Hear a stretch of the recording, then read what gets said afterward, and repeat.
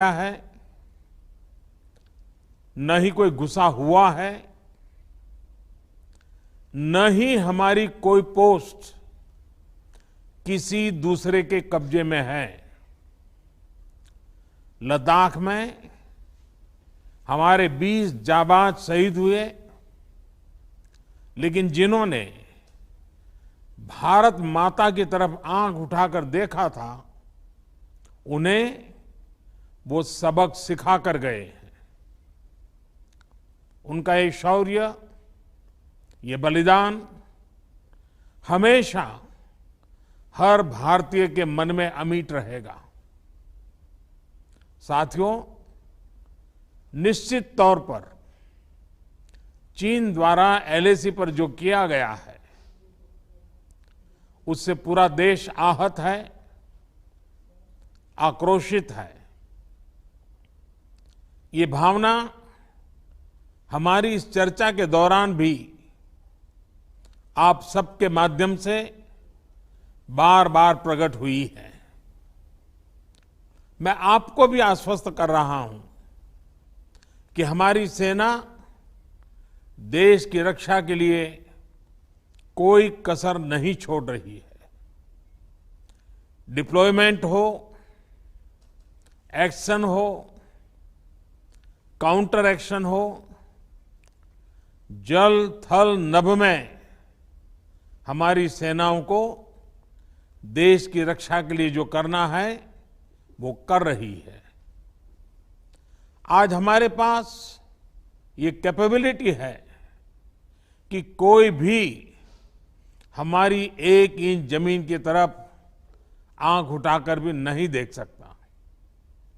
आज भारत की सेनाएं हर सेक्टर में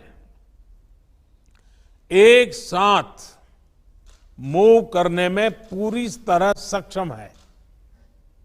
ऐसे में हमने जहां एक तरफ सेना को अपने स्तर पर उचित कदम उठाने की छूट दी है, वहीं दूसरी तरफ डिप्लोमेटिक माध्यमों से भी चीन को अपनी बात दो टूक स्पष्ट कर दी है।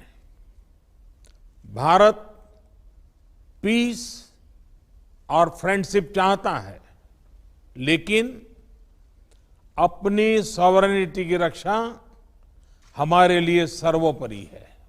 और आप सबने भी इसी भाव को प्रकट किया है। साथियों, बीते 5 वर्षों में देश ने अपनी सीमाओं को सुरक्षित करने के लिए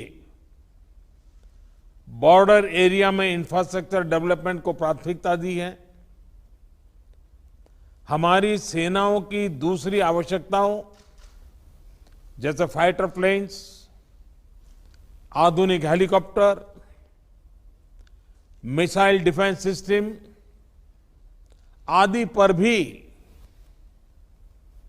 हमने बहुत बल दिया है। नए बने हुए इंफ्रास्ट्रक्चर की वजह से खासकर एलएसी में अब हमारी पेट्रोलिंग की कैपेसिटी भी बढ़ गई है। पेट्रोलिंग बढ़ने की वजह से अब सतर्कता बढ़ी है और एलएसी पर हो रही गतिविधियों के बारे में भी समय पर पता चल रहा है। जिन क्षेत्रों पर पहले बहुत नजर नहीं रहती थी, अब वहां भी हमारे जवान अच्छी तरह से मॉनिटर कर पा रहे हैं, रिस्पॉन्ड भी कर पा रहे हैं। अब तक जिनको कोई पूछता नहीं था, कोई रोकता टोकता नहीं था, अब हमारे जवान डगर डगर पर उन्हें रोकते हैं, उन्हें टोकते हैं।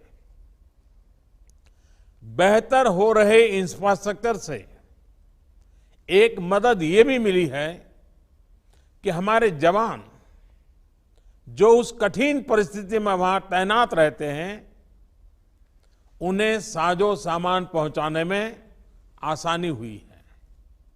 साथियों, राष्ट्रहित देशवासियों का हित हमेशा हम सभी की सर्वोच्च प्राथमिकता रही है। चाहे ट्रेड हो, कनेक्टिविटी हो, काउंटर टेररिज्म हो, भारत ने कभी किसी बाहरी दबाव को स्वीकार नहीं किया है। राष्ट्रीय सुरक्षा के लिए जो भी जरूरी कार्य है, जो भी जरूरी इंफ्रास्ट्रक्चर का निर्माण है, उसे इसी तरह तेज गति से आगे भी किया जाता रहेगा। मैं आप सभी को, सभी राजनीतिक दलों को फिर से आश्वस्त करता हूं कि हमारी सेनाएं सीमाओं की रक्षा करने में पूरी तरह सक्षम है। हमने उन्हें यथोचित कार्रवाई के लिए पूरी छूट दी हुई है। आप सभी ने इस बैठक के लिए अपना समय दिया, अपने मूल्यवान सुझाव दिए। इसके लिए मैं सभी दलों का, आप सभी नेतृत्वगण का हृदय से बहुत बहुत आभार व्यक्त करता हूं और आपके सुझाव आगे की रणनीति में बहुत लाभकर्ता होंगे, ये मुझे पूरा विश्वास है। मैं फिर एक बार इस एकता का संदेश देने में आप जो बढ़ चढ़ करके आगे आए हैं,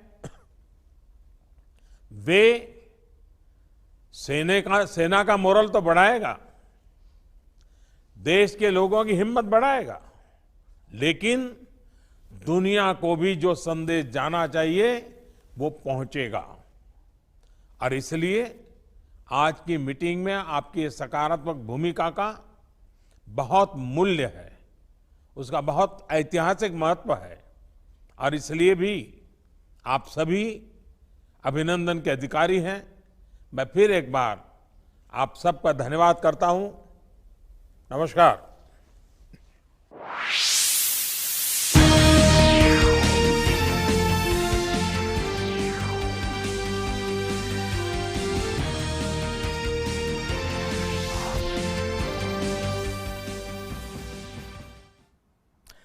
Right, so we're listening to the remarks made by Prime Minister Narendra Modi to the all-party meeting via video conference, which ended just a short while ago. Remember, a large number of parties and party leaders attended that video conference.